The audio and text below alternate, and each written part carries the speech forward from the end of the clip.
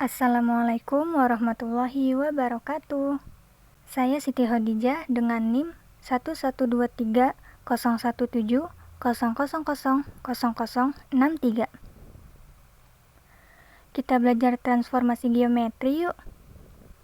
Mungkin beberapa dari kalian baru mendengar istilah ini ya. Tapi tenang, gak usah khawatir, gak susah kok. Apa sih transformasi geometri itu? Transformasi adalah suatu proses yang mengubah posisi atau bentuk suatu benda. Nah, kalau di matematika, transformasi sebuah bangun datar berarti memindahkan atau memetakan semua titik pada bangun datar tersebut ke tempat lain pada bidang yang sama. Transformasi geometri yang akan kita pelajari ada 4, yaitu translasi atau pergeseran, refleksi atau pencerminan, rotasi atau perputaran, dan dilatasi atau perkalian. 4 hal ini sering kita temui di kehidupan sehari-hari kan? Gimana kita sering bercermin, lalu muncullah bayangan kita di cermin dengan bentuk yang sama, atau mindahin bidak catur saat kita main catur sama temen. Itulah contoh transformasi di kehidupan sehari-hari. Di video ini, kita akan belajar apa itu pergeseran atau translasi. Translasi terjadi jika kita menggeser suatu bangun dari satu lokasi ke lokasi yang lain tanpa mengubah ukuran dan bentuk bangun tersebut. Saat kita menggeser suatu bangun datar, maka artinya setiap titik sudut dari bangun tersebut kita geser ke arah dan jarak yang sama. Untuk melakukan translasi ini, kita membutuhkan seberapa jauh titik digeser secara horizontal dan secara vertikal. Besarnya perpindahan ini dituliskan dalam bentuk vektor translasi A dan B. Dengan A adalah jarak pergeseran secara mendatar atau searah sumbu X, dan B adalah jarak pergeseran secara vertikal atau searah sumbu Y. Jika nilai A dan B positif, maka arah pergeseran benda yaitu ke kanan atau ke atas. Dan jika nilai A dan B negatif, maka arah pergeseran benda yaitu ke kiri atau ke bawah. Contoh, titik A 2,4 ditranslasikan sejauh 4,-2. Tentukan hasil translasinya. Pertama, kita gambar bidang kartesius seperti ini. Kemudian kita gambar titik A, yaitu 2,4. Selanjutnya, kita translasikan sejauh 4 satuan ke kanan dan 2 satuan ke bawah. Nah, kita gambar titik A aksennya, koordinatnya yaitu 6,2. Dari contoh ini, coba kita perhatikan. Titik A 2,4 ditranslasikan sejauh 4 dan -2.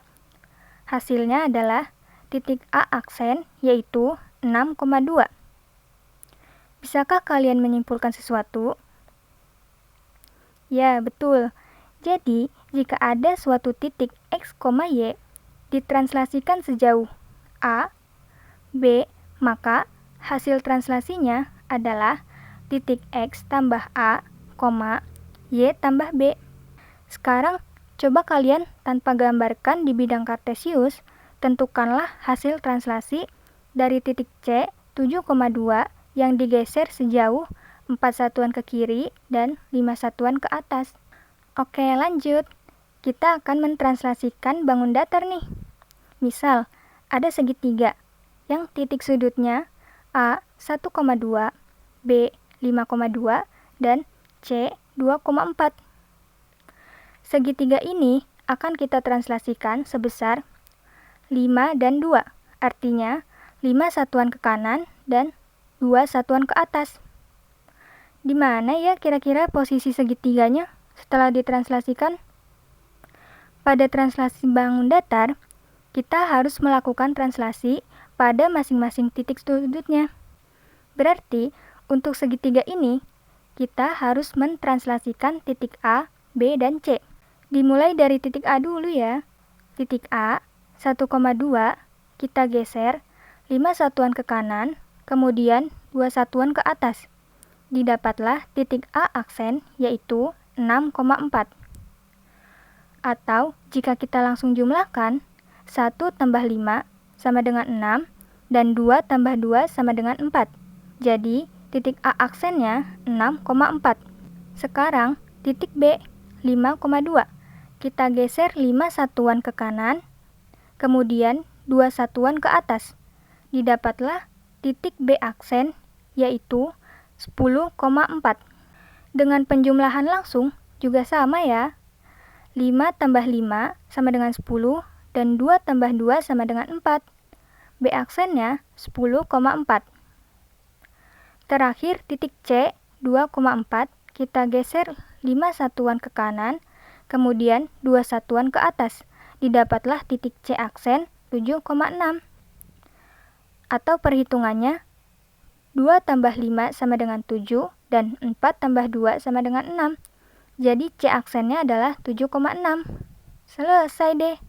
Jadi, disinilah posisi segitiga setelah dilakukan translasi. Kalau misalkan diketahui titik setelah ditranslasikan, terus kita mau cari titik sebelum ditranslasikannya, itu gimana ya?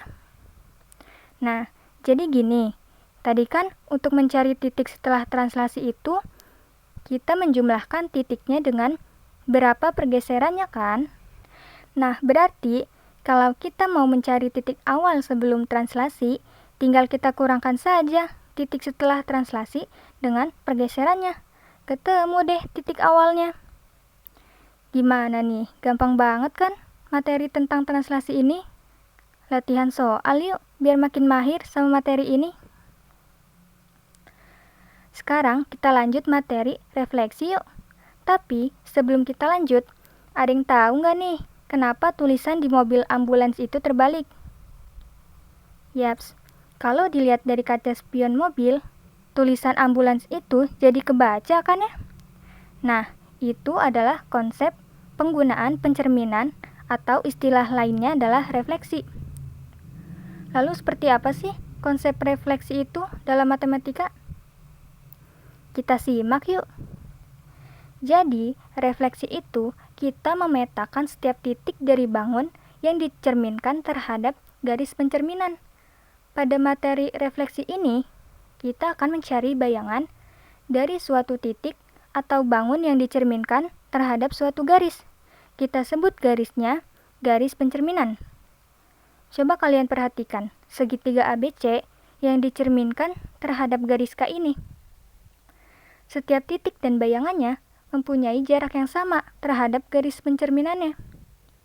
Dan untuk perhitungan jarak dari titik yang akan dicerminkan terhadap garis pencerminannya juga harus tegak lurus. Selain itu, bentuk bayangan dan bangun yang dicerminkan itu sama, namun dengan posisi yang terbalik. Iya kan? Oke, sekarang kita akan mempelajari cara mencerminkan suatu titik atau bangun terhadap 4 garis pencerminan berikut, yaitu pencerminan terhadap sumbu X, terhadap sumbu Y, terhadap garis Y sama dengan X, dan terhadap garis Y sama dengan negatif X. Misal, carilah hasil pencerminan titik A negatif 4,3 terhadap 4 garis pencerminan berikut. Yang pertama, terhadap sumbu X dulu ya. Kita gambar bidang koordinat kartesius seperti ini. Kemudian, gambarkan titik A-nya.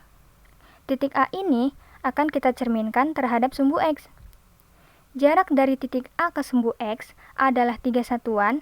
Artinya, jarak bayangannya pun pasti 3 satuan juga terhadap sumbu X.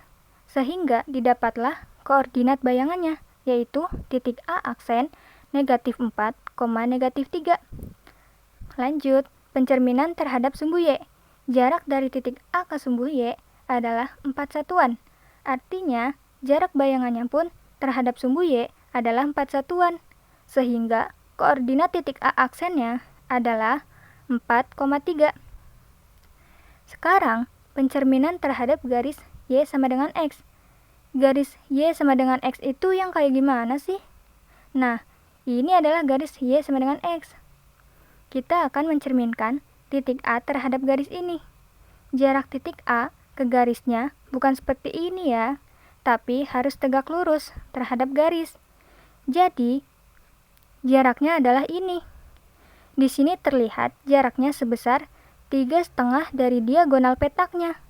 Sehingga jarak bayangannya pun sama, yaitu 3,5 dari diagonal petaknya. Jadi, titik A aksennya adalah 3,-4. Terakhir, pencerminan terhadap garis Y sama dengan negatif X. Garis ini kebalikan dari garis Y sama dengan X, sehingga arah garisnya seperti ini. Kita cerminkan titik A-nya terhadap garis, didapatlah bayangannya titik A aksen negatif 3,4. Sekarang, mari kita buat kesimpulan. Jika ada titik X, Y dicerminkan terhadap sumbu X, maka titik bayangannya menjadi X, negatif Y. Sekarang, pencerminan terhadap sumbu Y, yaitu kebalikan dari sumbu X. Jadi, jika ada titik X, Y dicerminkan terhadap sumbu Y, maka bayangannya adalah negatif X, Y. Kalau pencerminan terhadap garis Y sama dengan X, maka titik bayangannya adalah Y, X. Nah, yang terakhir sama seperti garis Y sama dengan X nih, tapi tandanya ada negatifnya. Jadi, jika ada titik X, Y dicerminkan terhadap garis Y sama dengan negatif X, maka titik bayangannya adalah negatif Y, negatif X.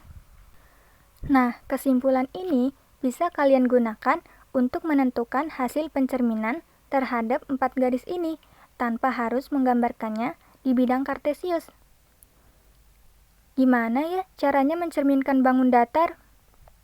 Sama aja kok dengan pencerminan titik. Kita tinggal mencerminkan semua titik sudut dari bangun datar yang akan kita cerminkan. Contoh, tentukan hasil pencerminan segitiga ABC terhadap sumbu X. Nah, kita ingat lagi, jika ada titik X, Y dicerminkan terhadap sumbu X, maka bayangannya adalah X, negatif Y. Sehingga untuk titik A 2,4, hasil pencerminannya menjadi 2, negatif 4. Jika kita gambarkan di bidang kartesius, menjadi seperti ini. Kemudian, titik B 5,2, hasil pencerminannya 5, negatif 2. Titik C 1,2, hasil pencerminannya menjadi 1, negatif 2. Selesai deh. Kalian sudah mempelajari pencerminan terhadap 4 garis istimewa ini. Seperti biasa ya, kalian kerjakan latihan soalnya.